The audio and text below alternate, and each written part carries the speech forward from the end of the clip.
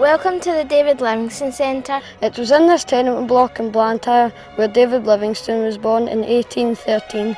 24 families lived in this building and worked in the cotton mill from morning to night.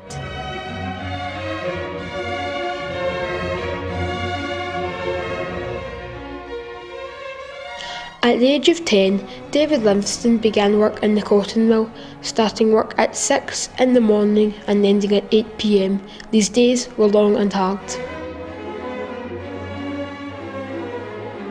We're not allowed to sit down, but actually, nobody would think of it. Move, move, everything moves. The wheels in the frames are always going and the little wheels twirl round as fast as they can.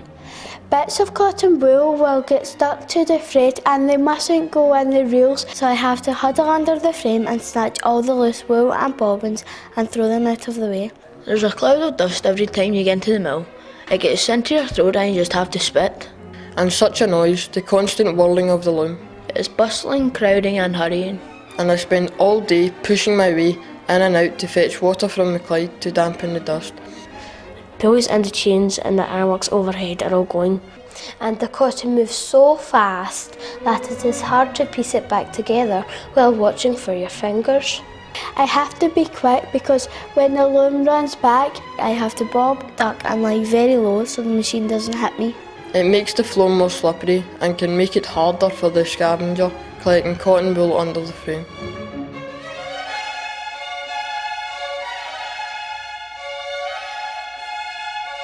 While life in the mill could be dangerous and noisy, many children in David Livingstone's time found themselves in the more isolated position of domestic servant.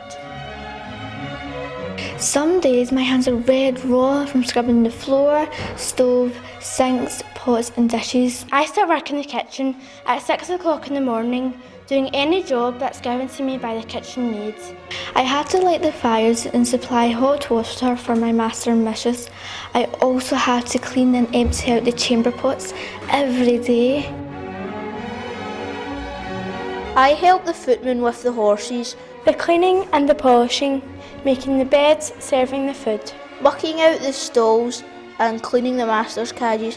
Whatever the master requires, it is my responsibility to get it. I also polish the master's boots and feed the horses the hay. When passing anything to my master, it must be on a silver platter. I don't mind. I like the horses, which is just as well. I live in the attic and I must always use the back stairs. It's as if I'm both mute and forgotten. Because that's where I sleep at night, in the stalls.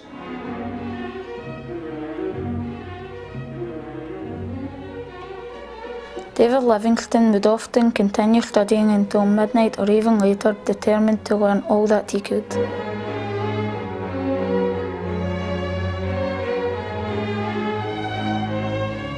I'll go to bed in a minute, Ma. I want to finish studying first. I love to learn, but there never seems to be enough hours in the day. Even when I get home from night school, I find it hard to keep my eyes open, knowing that I have to start all over again at 6 a.m. tomorrow morning.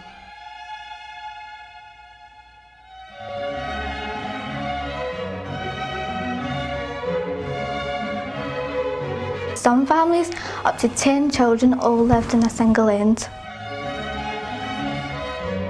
I can't wait until Sunday, a day off from the mill, and I can help Mother with the young ones. I don't really care what we do as long as I have one day away from the constant noise and dust. I have to go back tomorrow. I do not want to lose the work, but I may need to change tasks with someone. I was piecing the cotton back together today. When I wasn't quick enough, my finger got caught.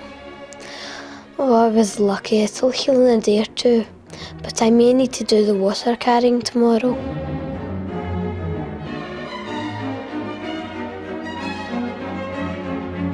The children that worked in the mill would attend night school from 8 until 10 p.m.